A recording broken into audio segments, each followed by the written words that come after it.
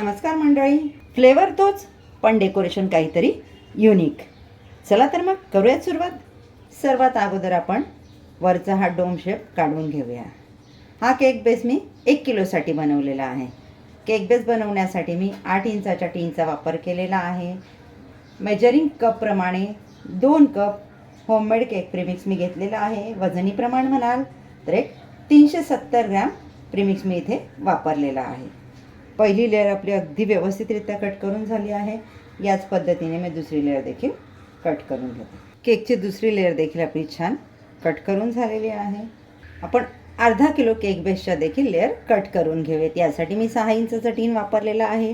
Measuring कपप्रमाणे 1 cup premix घेतलेला आहे. वजनी प्रमाण म्हणाल तर मी 190 ग्रॅम प्रीमिक्स इथे वापरलेला आहे. याच्याही आपण 3 समान लेअर करून घेऊयात. टर्नटेबलवर मी कॉटनचा कपडा टाकून घेतला आहे. त्यावर आपण ठेवून घेतो 1 किलोचा केक बेस. केक बेसला आपण थोडी व्हिपिंग क्रीम लावून घेऊयात, म्हणजे आपला केक हलणार नाही, व्यवस्थित पॅक होईल. त्यावर आपण ठेवून घेऊयात आपल्या केकची कट केलेली मधली लेअर. याला आपण शुगर सिरपने सोक करून घेऊयात. शुगर सिरप बनवण्यासाठी मी अर्धा कप पाणी घेतलेलं आहे. त्याच्यामध्ये 2 चमचे साखर घातलेली आहे. यामध्ये तुम्हाला हवं असेल तर तुम्ही पायनॅपलचं क्रश देखील ॲड करू शकता. शुगर सिरपने आपला व्यवस्थित सोक करून झालेला आहे. आता घेऊयात आपण यावर व्हिपिंग क्रीम घालून.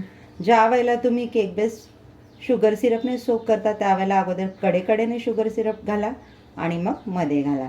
म्हणजे जर केकच्या कडा कडक असतील तर शुगर सिरपने ते छान मऊ होतात. केक बेस बनवण्यासाठी मी मेजरिंग कपप्रमाणे 3 कप प्रीमिक्स घेतला आहे. त्याच प्रमाणात मी इथे व्हिपिंग क्रीम देखील घेतलेली आहे.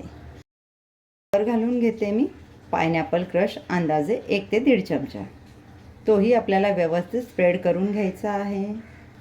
आजचा केक आहे आपला एक छोटू बेबीचा फर्स्ट बर्थडेचा केक. यावर मी आपली सगळ्यात वरची जी लेअर कट केलेली ती ठेवून घेते. दुसरी लेअर आपण ठेवून घेतल्यानंतर ह्याच्या साईडने हा जो गॅप असतो ना, याला व्यवस्थित आपल्याला फिल करून घ्यायचं. यामध्ये व्हिपिंग क्रीम भरून घ्यायची, जेणेकरून आपला केक दोन्ही बाजूने दाबला जात नाही. या पद्धतीने आपण व्यवस्थित व्हिपिंग क्रीम जर भरली नाही तर केक आपला बाजूने दाबला जातो आणि मध्ये डोम शेप येतो.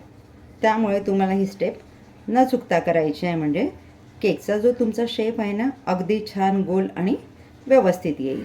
पहिली लेअर आपण ज्या पद्धतीने शुगर सिरपने सोक केली त्याच पद्धतीने दुसरी लेअर देखील करून घेऊयात सेम प्रोसेसने. यावर व्हिपिंग क्रीम आपण घालून घेतली. व्यवस्थित तिला सगळीकडे पसरवून घेऊयात. सेकंड लेअरवर देखील आपण पायनॅपल क्रश घालून घेऊयात 1 ते 1.5 चमचा. व्यवस्थित पसरवून घेऊया. तिसरी लेअर देखील मी यावर ठेवून घेतली. डोम शेपचा जो आपण भाग काढलेला ना, त्याचे छोटे छोटे तुकडे करून मी तिसऱ्या लेअरवर ठेवून घेतला. यालाही आपण शुगर सिरपने सोक करूयात. आता मी प्रत्येक लेअरवर पायनॅपल क्रश टाकलेला आहे. उन्हाळ्यात बऱ्याचदा असं होतं की आपल्या लेअर सरकतात. तापमान जास्त असतं, त्यामुळे क्रीम मेल्ट होते आणि केकच्या लेअर सरकतात. त्यावेळेला क्रीममध्ये तुम्ही पायनॅपल क्रश मिक्स करून केक क्रम कोटिंगला घेऊ शकता. वरच्या लेअरला देखील मी पायनॅपल क्रश घालून घेतलेला आहे. ते सगळीकडे पसरवून घेतलेलं आहे. क्रीमचा अगदी हलका लेअर आपल्याला याच्यावर द्यायचा आहे. ज्या वेळेला आपण फायनल फिनिशिंगला केक घेतो ना, त्यावेळेला आपल्या केकचे क्रम्स आपल्या फायनल फिनिशिंगमध्ये येत नाही. केकला फिनिशिंग अगदी छान येते. त्यामुळे आपल्याला केक क्रम कोट करणं फार गरजेचं आहे. तुम्ही नवशिके असाल तर ही स्टेप आवर्जून करा, न चुकता. तुम्ही जर नवीनच केक बनवायला शिकत असाल तर केक बेस आपला बेक झाला की त्याला रूम टेम्परेचरला गार करून मग फ्रीजमध्ये चांगला 2 ते 3 तास गार करा आणि मग त्याच्यावर काम करायला घ्या. म्हणजे तुम्हाला काम करणं सोपं जाईल. केक पटापट तुमचा रेडी होईल आणि तुमचा आत्मविश्वास देखील वाढेल की आमचेही केक बेकरीसारखे खूप छान बनतात. केक बेस जर तुमचा फ्रीजमध्ये छान गार झालेला असेल तर तुम्हाला केक क्रम कोट करणं फार सोपं जातं आणि झटपट होतं. क्रम कोट केल्यानंतर देखील फ्रीजला तुम्ही केक 1.5 ते 2 तास गार करा. वेळ असेल तर, वेळ नसेल तर अर्धा तास फ्रीजरला केला तरी चालेल. आणि त्याच्यानंतर फायनल फिनिशिंगला घ्या. तुम्हाला फायनल फिनिशिंग करणं आणि डिझाईन करणं अगदी सहज आणि सोपं जाईल. झटपट काम होईल तुमचं. 1 किलोचा केक आपला इथे क्रम कोट करून झालेला आहे. आता हा जाणार थंड होण्यासाठी फ्रीजमध्ये 1.5 ते 2 तासासाठी. आता याच पद्धतीने अर्धा किलोचा केक बेस देखील रेडी करून घेते.